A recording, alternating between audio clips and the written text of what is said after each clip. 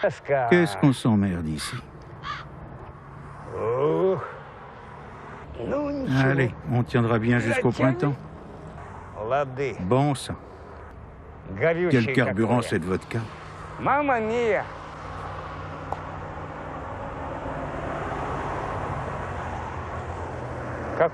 Pourquoi ils ont foutu ça ici, putain?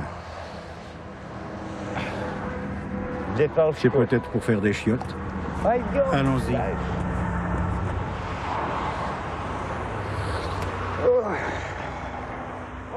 Ce jour-là, Kostia, un de nos protagonistes, fêtait son anniversaire.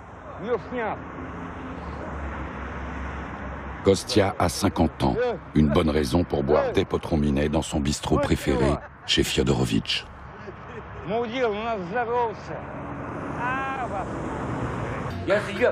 Je bois à ta santé. Fous-moi la paix. À ta santé. Je te souhaite plein de bonnes choses. Je te souhaite que du bonheur. Tu vas me lâcher, putain. Pour quelqu'un qui boit comme un Russe, 50 ans est un âge à marquer d'une pierre blanche. L'espérance de vie des hommes russes est inférieure de 15 à 17 ans à la moyenne de l'Europe occidentale. Tout ça parce qu'ils font honneur au produit national numéro 1, la vodka.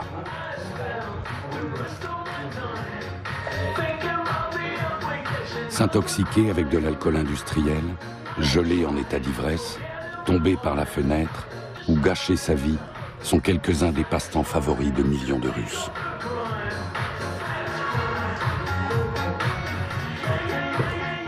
Jusqu'à 5 heures de l'après-midi, Kostia et son meilleur ami Sacha, surnommé la douane, ont vidé 4 bouteilles de vodka.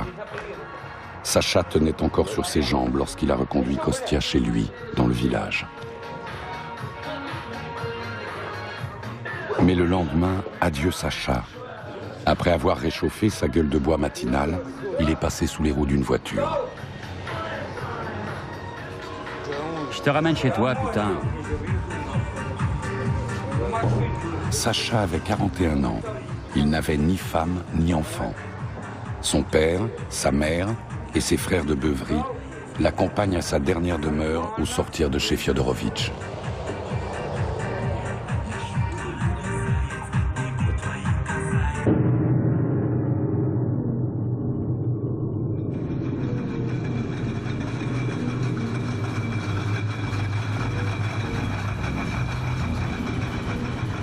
Si la Russie a des secrets, la vodka est l'un des mieux gardés. Cet alcool bon marché, simple à produire, est certes fabriqué dans plusieurs autres pays. Mais il n'y a qu'en Russie que la vodka est devenue à la fois symbole et mythe national, moteur de l'économie et de la politique, et instrument de pouvoir. La vodka est le ressort invisible des bouleversements les plus importants de l'histoire de la Russie.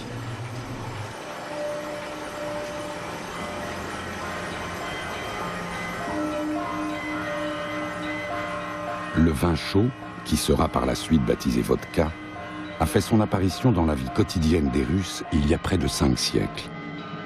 Sa production se concentre alors dans la principauté de Moscou, la première à avoir perçu l'importance stratégique de ce nouvel alcool. Ce qui est sans doute à l'origine de la vieille rivalité entre les provinces russes. Grâce aux recettes provenant de ces distilleries, la Moscovie prend de l'ascendant sur les autres principautés et unifie la Russie sous son autorité.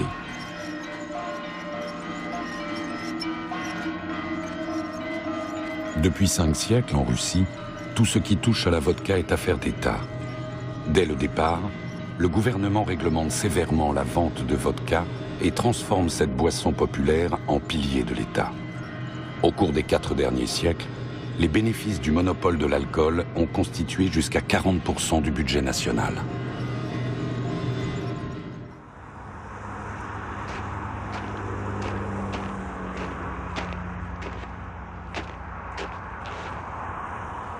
Pour un Russe porté sur la boisson, le lundi est le pire jour de la semaine.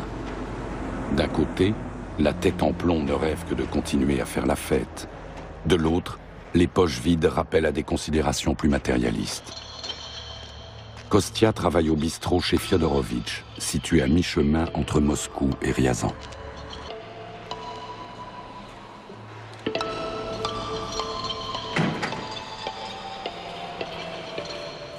Liev est un intellectuel de Saint-Pétersbourg. Comme tous les travailleurs intellectuels de la Russie actuelle, il fait 36 choses à la fois. Il écrit des articles de journaux et des scénarios, fait des petits boulots pour la télévision et enseigne l'histoire dans un lycée.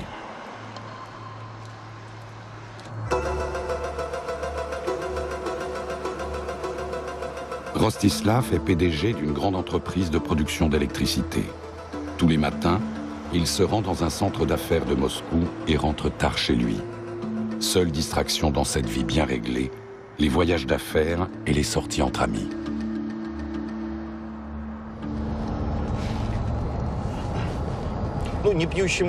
Les gens sobres n'ont pas la vie facile ici, car l'idée subsiste, je ne sais pas pourquoi, peut-être nous vient-elle des années 30, que celui qui ne boit pas a forcément quelque chose à cacher.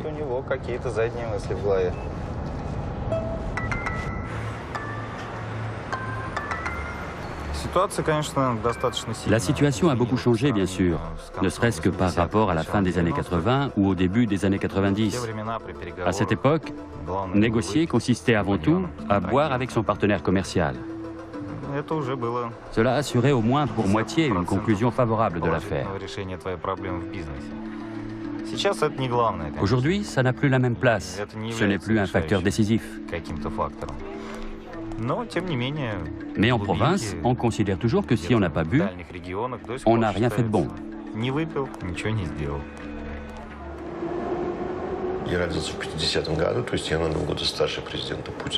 Je suis né en 1950. J'ai donc 2 ans de plus que le président Poutine. Quand j'ai eu 18 ans, les tanks sont entrés dans Prague. C'était une époque difficile et j'en buvais.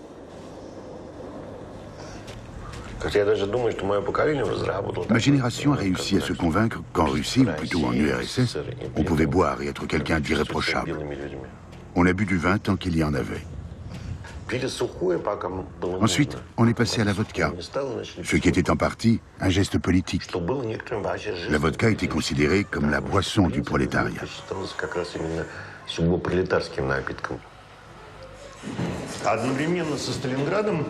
En même temps que Stalingrad, l'armée rouge mène d'autres opérations d'envergure, en particulier la percée du blocus de Leningrad. Arrête de bavarder, tu veux bien? Ces images seront montrées non seulement en Russie, mais dans toute l'Union européenne. La Russie doit faire son entrée dans l'OMC et assouplir son régime de visa avec l'Europe. C'est dur de bosser avec la gueule de bois. Comment vous expliquer? J'ai peut-être hérité ça de mon grand-père. Je le voyais souvent sous et j'avais envie de lui ressembler. À partir de 12 ans, j'ai commencé à boire un petit peu.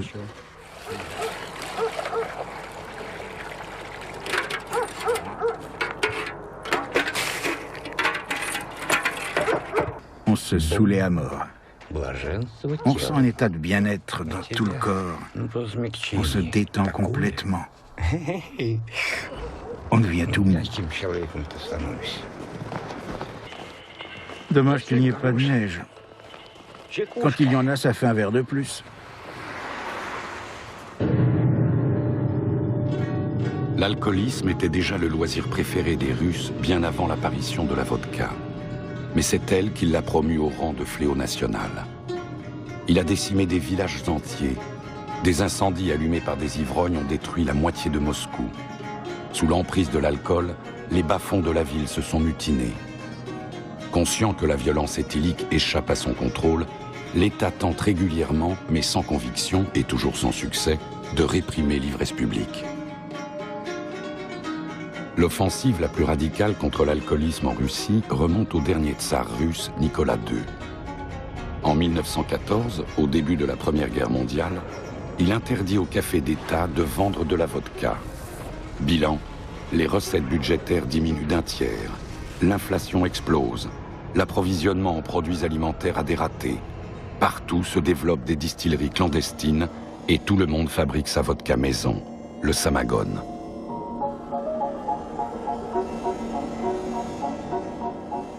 Trois ans après le début de la prohibition, c'est la fin de l'Empire russe. L'attaque du palais d'hiver, qui marque l'avènement du bolchevisme, est ainsi motivée, entre autres, par les rumeurs selon lesquelles ces caves regorgent de spiritueux.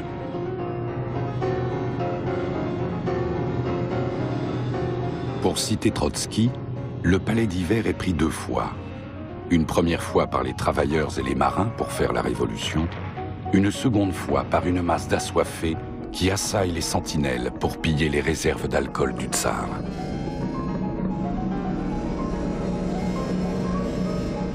La vodka s'est penchée sur le berceau de l'Empire russe. Elle l'a aussi mené à sa perte. Comment elle est, la Russie? Elle est grande.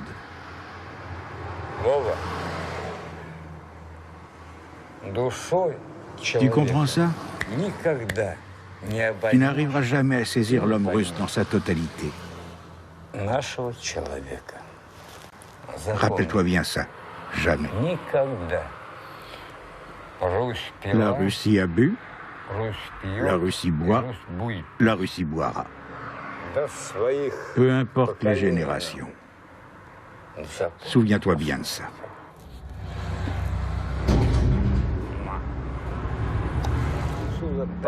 Viens ici, sale bête. On y va. On va faire une super promenade, Dasha.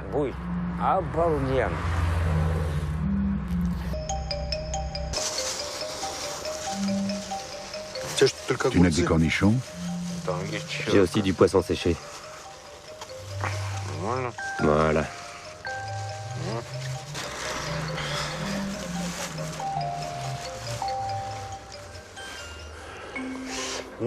Buvons à la santé de Tchevakinski, qui nous a construit cette église.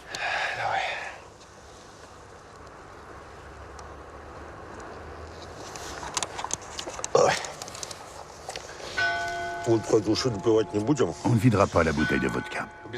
On ne va pas se saouler dans la rue. Il en reste pas mal. Gardons-la pour plus tard. On se saoule pas?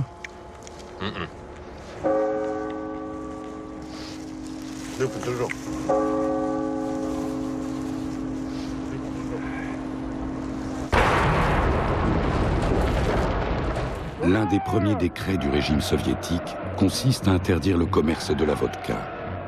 Les chefs de la révolution prolétarienne considèrent la vente de vodka comme une coutume du passé aussi néfaste que la propriété privée ou la religion. Dans leur lutte sans merci contre les reliques du passé, les communistes détruisent et ferment des milliers d'églises et éradiquent presque totalement la propriété privée. Mais ils restent impuissants face à la vodka.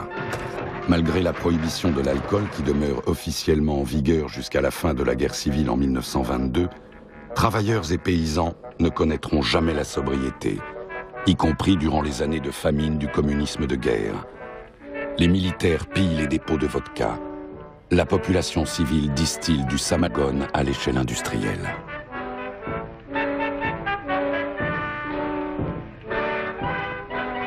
Les bolcheviks intransigeants sont bientôt contraints de faire marche arrière. En 1922, le gouvernement légalise la vente de vin et de cognac. Un an plus tard, toutes les liqueurs et les alcools de fruits titrant jusqu'à 30 degrés sont autorisés. En 1925, apparaît la Rikovka, une célèbre vodka à 40 degrés que le peuple a baptisée d'après un ancien Premier ministre, Alexei Rykov. La Rikovka est vendue au prix très abordable d'1 rouble la bouteille de 50 centilitres. En 1928, la vodka redevient la principale source de revenus de l'État, mais cette fois au service de l'industrialisation socialiste.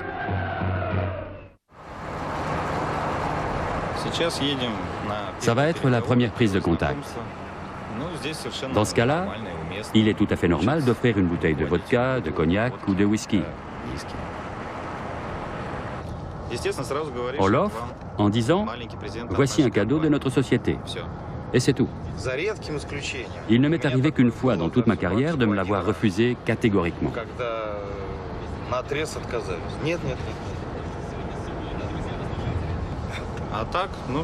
En général, le client vous remercie et se dépêche de la cacher dans un coin ou de la glisser dans un tiroir. Ce n'est pas considéré comme un pot de vin. C'est plutôt comme si on lui donnait notre carte de visite.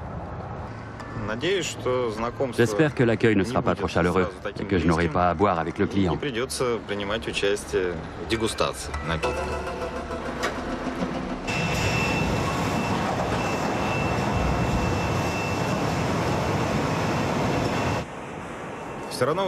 Il y a toujours des situations où l'on est obligé de boire, bien sûr. Je ne sais pas pourquoi, mais il existe en Russie des critères relationnels qui font que si on boit avec quelqu'un, on est tout de suite plus proche et qu'il est plus facile de traiter avec cette personne. La logique est très simple. On veut toujours savoir si le contractant ne mijote pas un mauvais coup. Quand on a bu, on est plus détendu, on peut discuter de choses moins concrètes, on se comprend mieux. Dans une affaire, quand il y a un problème, que ça coince avec un client, on dit « Ivanov n'a qu'à l'appeler, il a bu avec lui ». C'est un critère d'intimité qui est encore valable aujourd'hui. Qui plus est, à tous les niveaux.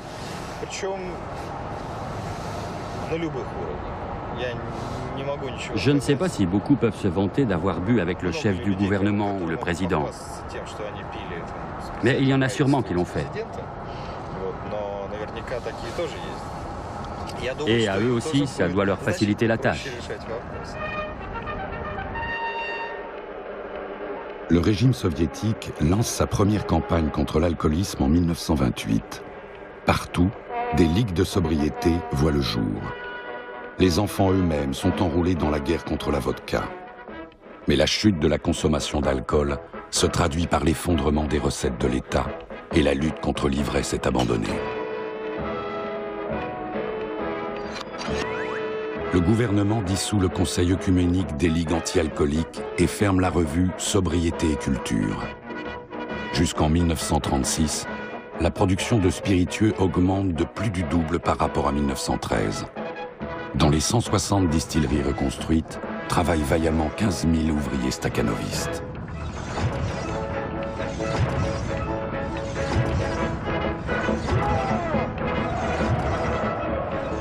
Bientôt, l'alcoolisme cesse d'être l'apanage des couches populaires pour toucher aussi l'élite du parti. Staline, le successeur de Lénine, qui lui ne buvait pas, apprécie les beuveries nocturnes lors desquelles les langues se délient. Ces fêtes servent accessoirement de baromètre de la confiance. Il n'est pas rare de voir certains convives atterrir le lendemain à la Loubianka, le siège du NKVD.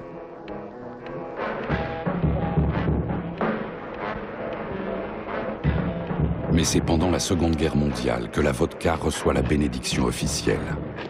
Fort de la malheureuse expérience du régime tsariste, Staline n'interdit pas l'alcool après la mobilisation générale. Au contraire, les soldats ont même droit à une ration d'alcool, 100 grammes de vodka par jour.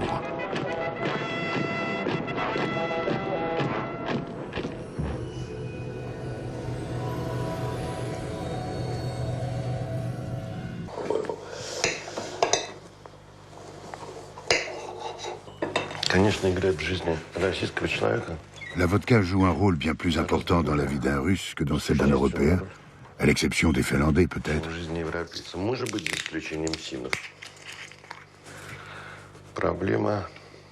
Le problème réside dans la continentalité du climat et de la société. C'est un monde dur, sans nuance. Les gens se méfient les uns des autres. Quand on rencontre un inconnu, on s'attend toujours au pire. C'est pourquoi toute relation a besoin d'être aidée. Pour que puisse s'établir un dialogue, il faut absolument quelque chose qui permette de briser ces réticences.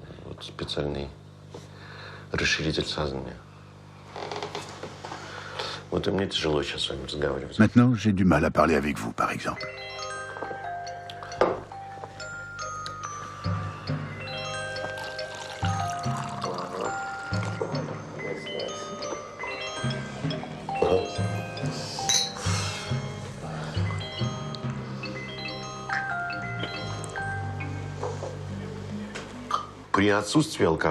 Quand il n'a pas d'alcool, le pouvoir l'a très bien compris. L'homme russe voit soudain les choses sous leur vrai jour.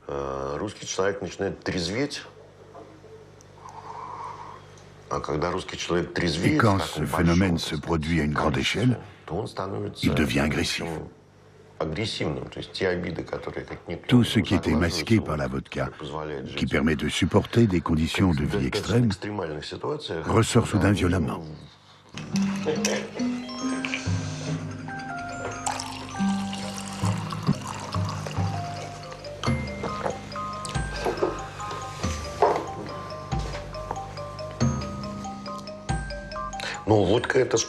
La vodka est un instrument de pouvoir, bien sûr. Mais c'est aussi un mode de résistance. Le pouvoir demande toujours le maximum au peuple. Mais le peuple, lui, a trouvé une façon de répondre à ça. Notre réponse, c'est qu'on perd connaissance. On se traîne par terre. Venez un peu nous chercher, on est complètement bourrés. Essayez donc de nous réveiller.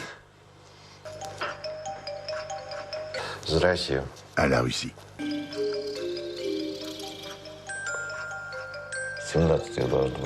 Il doit y en avoir 17. C'est le prophète qui l'a dit.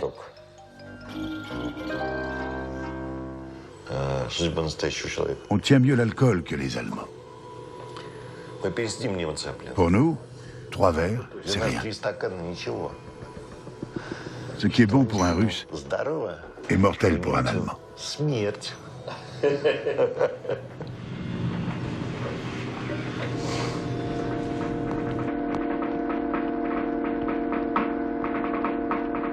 En l'espace de 4 ans de guerre, la vodka devient le symbole de l'amitié sur le front, de la vigueur nationale et du patriotisme russe. Tandis que dans le cinéma d'avant-guerre, la vodka n'est consommée que par des personnages antipathiques ou grotesques, elle devient, après la guerre, l'attribut de l'authentique héros. Dans le film de Sergueï Bondartchouk, Le destin d'un homme, le protagoniste, Andrei Sokolov, avale 3 verres de vodka d'affilée pour démontrer aux fascistes la grandeur de l'âme russe.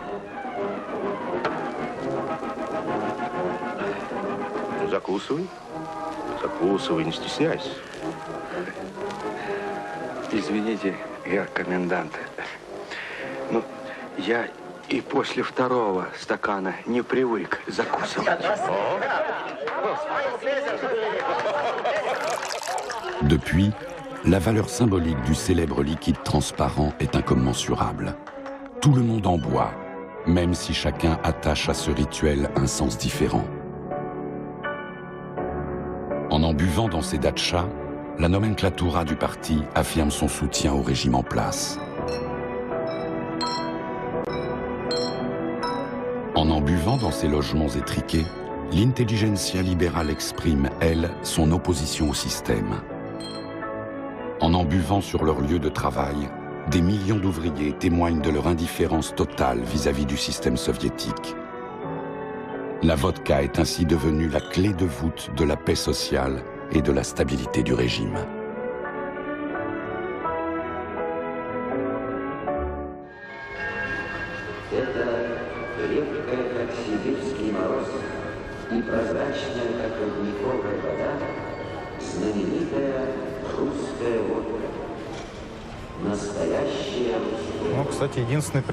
Voici l'unique représentante de la boisson d'antan, la vodka Stolichnaya. Elle représente la nostalgie de l'URSS. Vous en avez bu beaucoup? Oui, bien sûr.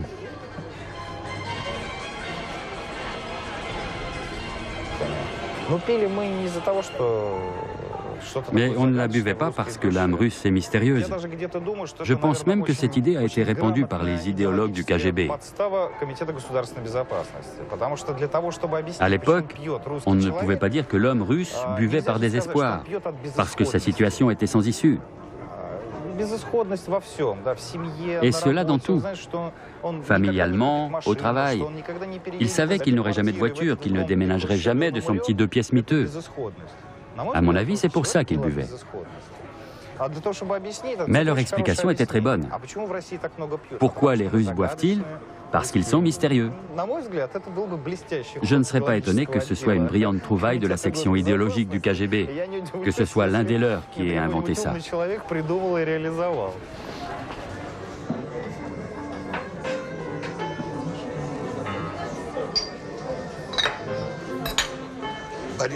C'est parti. Imagine de quoi on aurait l'air si on nous filmait maintenant. On est des types répugnants, des dégénérés. Notre temps est fini. Non, je ne suis pas d'accord. Tu n'es pas un ivrogne? Non. Tu n'es pas un alcoolique? Non. Moi, je suis un ivrogne. À vrai dire, toi et moi, on représente la fin d'une civilisation. Et pas le début. Pour ce qui est de l'alcoolisme. Tu veux parler de la boisson? Oui. Ira, verse-moi encore 100 grammes.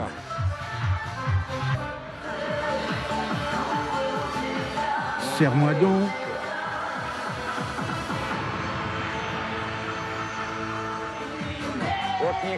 Il me faut encore 100 grammes dans ce verre. Tu me prêtes 10 roubles? Tu m'en offres pour 10 roubles, s'il te plaît? Kostya, tu bois, oui ou non? Sinon, je le vide tout de suite. Tu peux l'ouvrir?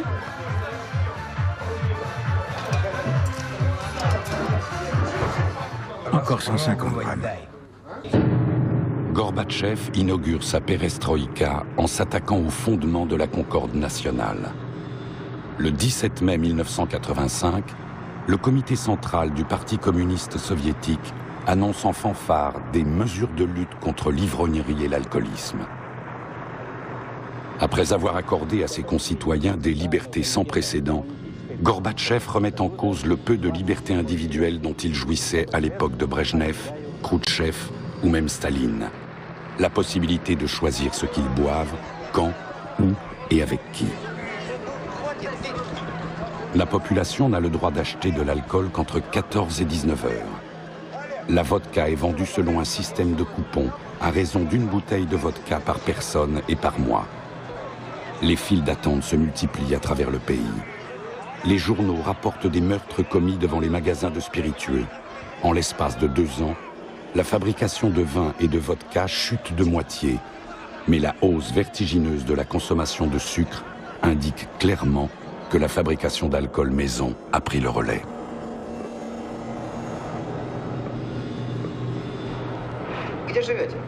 On consomme les liquides alcoolisés les plus improbables.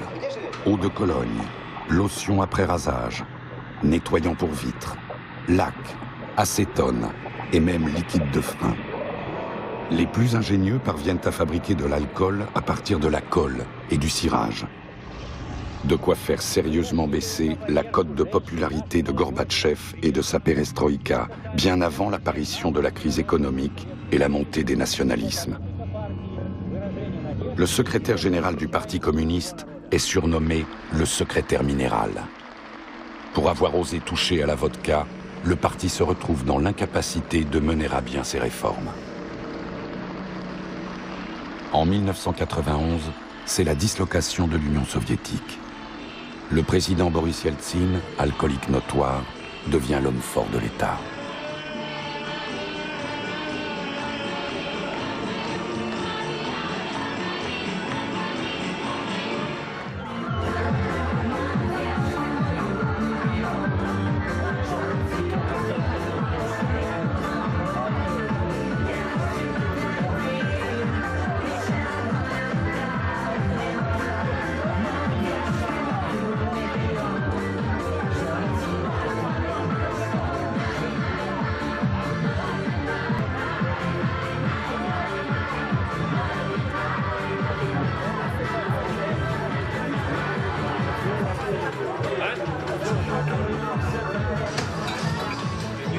Doucement.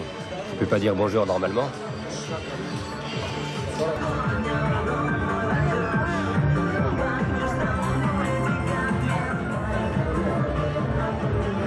Je me lève à 9 h, putain.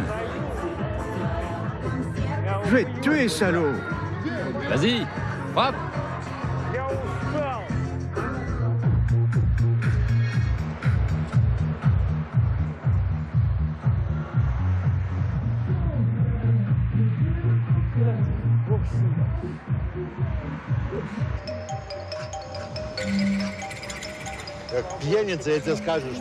En tant qu'ivrogne, je peux te dire que la vodka, c'est de la merde. Ouais, c'est mauvais. L'ivrognerie est une coutume répugnante qui permet d'échapper à la routine du quotidien, de s'en abstraire et de se détendre un peu. Et d'avoir des discussions sur l'art. Ou d'autres sujets.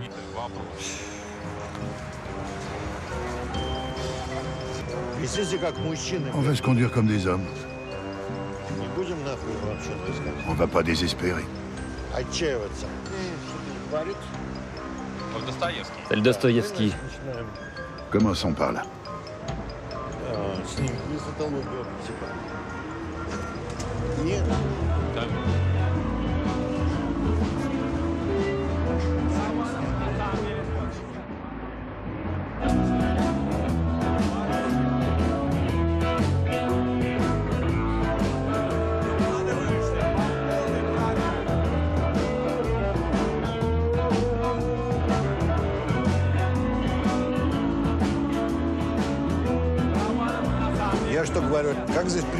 Regardez comme tout est beau ici.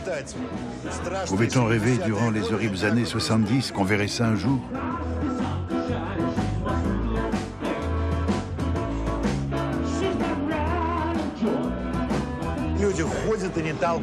Les gens se respectent. Il n'y a pas de bagarre. Ils sont propres. On voit qu'ils se sont lavé les cheveux, qu'ils se douchent tous les jours. C'est la classe moyenne, la nouvelle bourgeoisie. Vous avez devant vous la Russie de Poutine. Ici? Oui.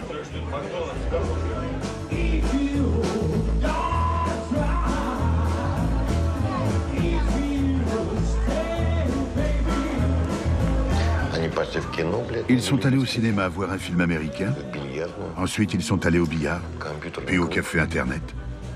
Ils économisent pour s'acheter un appartement, ils auront bientôt une voiture, ils sont en train de passer leur permis de conduire, et quand on conduit, on ne boit pas. Ce sont des gens totalement différents de nous.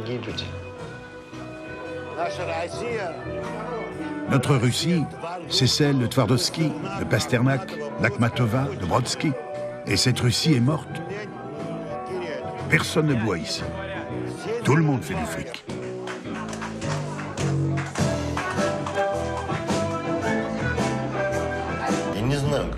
Je n'arrive pas à parler avec la génération de mon fils. J'ai besoin de vodka pour ça. Et quand je bois, il me regarde comme un pauvre type, comme un vieil ivrogne. Ce qui me sauve, c'est que j'ai plutôt réussi dans la vie, selon leurs critères à eux, leurs critères occidentaux. C'est pour ça qu'ils ne peuvent pas me critiquer trop durement. Mais on pense trop différemment pour parler vraiment.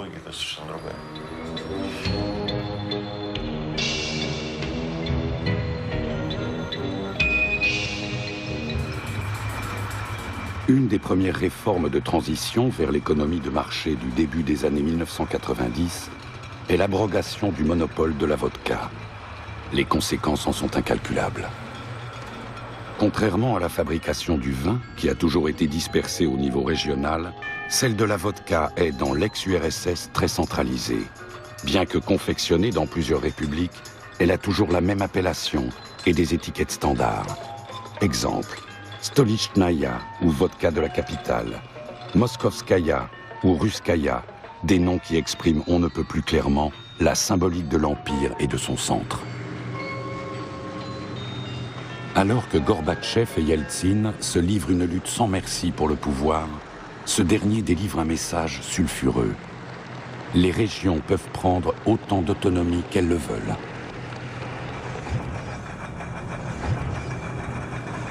L'apparition d'alcools régionaux est le reflet très net de la rivalité économique croissante entre le centre et les régions.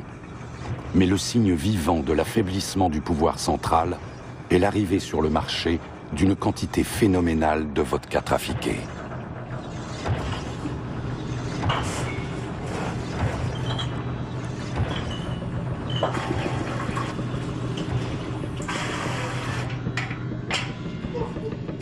Le monopole d'État, synonyme de restriction, garantissait malgré tout la qualité du produit.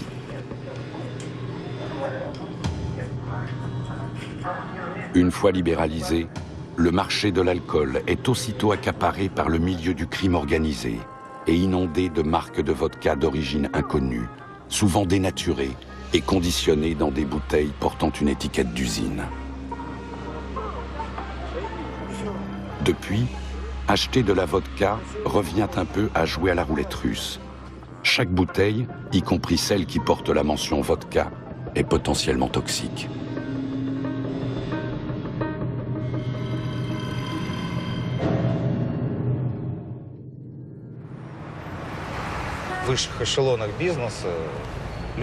Les grands hommes d'affaires boivent peu ou pas du tout. Parmi nos oligarques, par exemple, rares sont ceux qui s'autorisent plus de 3 verres d'alcool fort.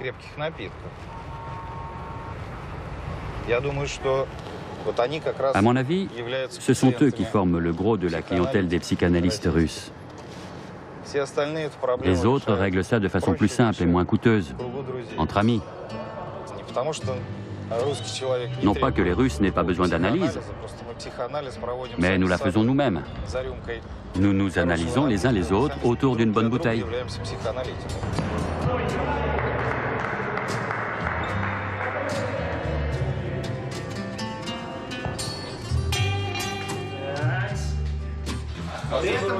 Je tiens à dire qu'aujourd'hui, personne n'a de voiture. Elles sont toutes assurées. Tout va bien. On ne prend jamais le volant quand on a bu. 3 verres de vodka, c'est rien. C'est comme un verre de vin.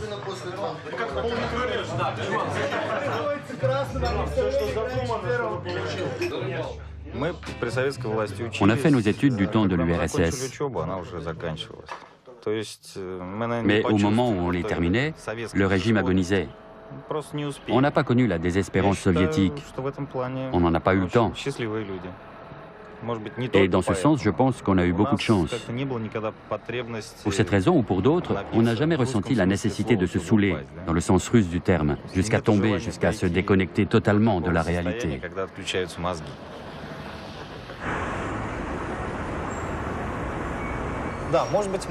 On consacre peut-être trop de temps à notre travail, mais c'est l'époque qui veut ça. On engrange un capital. On veut avant tout épargner pour nous et notre famille, et si on a de la chance, pour nos enfants. Et quand on gagne de l'argent, on n'a pas le temps de boire. Ça ne rapporte rien. On a tendance à tout regarder sous l'angle du profit, à l'exception bien sûr de certains sentiments comme l'amitié ou l'amour, qui sont des choses à part. Mais pour le reste, on fait des affaires. On cherche donc à obtenir le plus grand profit pour nous, pour notre entreprise. Et ça, ce n'est pas profitable aujourd'hui. Et si ce n'est pas profitable, ça ne nous intéresse pas. On est habitué à faire des affaires et dans chaque chose, on veut trouver un plus. Boire n'apporte rien en plus.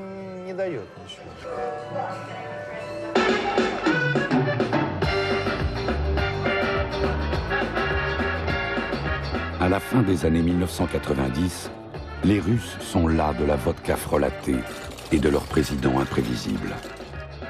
L'alcoolisme de Boris Yeltsin, qui, au début de son mandat, rimait avec une certaine convivialité envers le peuple, est une source croissante de mécontentement général. Ce qui explique que l'une des premières actions publiques de Poutine ait été de ne pas boire aux soldats tombés durant la guerre de Tchétchénie. Après son discours, il pose d'un geste décidé le verre sur la table en déclarant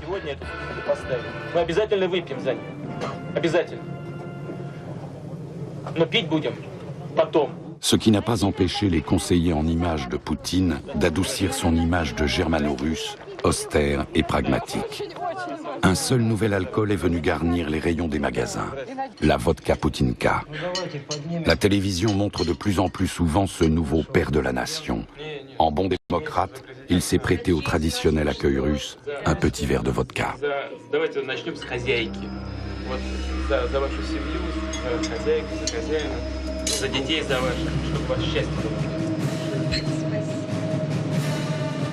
Si d'aventure, l'âme russe, si mystérieuse, décidait de devenir sobre, elle ne se distinguerait peut-être plus autant de l'âme française ou allemande. Mais la vodka a encore de beaux jours devant elle. Malgré son nouveau vernis européen, le régime n'oublie pas le levier éprouvé de la gestion sociale. La Poutinka est la garantie d'une voix typiquement russe.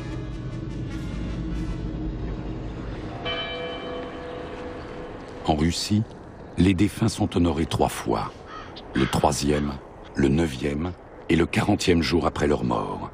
Selon l'Église, ces jours-là, l'âme du mort comparaît devant le Seigneur. Le 9e jour après la mort de Sacha, dit la douane, ses amis se rendent au cimetière pour boire à la santé de son âme sur sa tombe fraîchement creusée. Arrange les fleurs. Tu es en vacances pour l'éternité. On te rejoindra bientôt.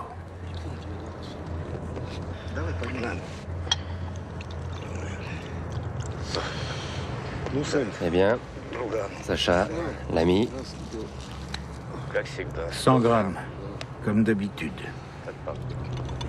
Ouais.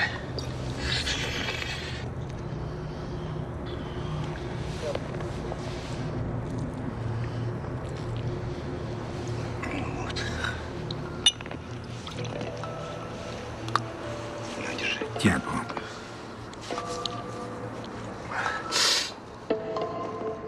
Alexandre Mikhailovitch, que la terre te soit douce. On sera bientôt tout près de toi.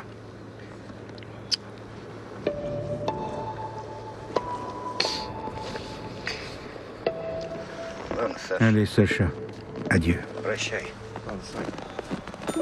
On reviendra te rendre visite, Sacha.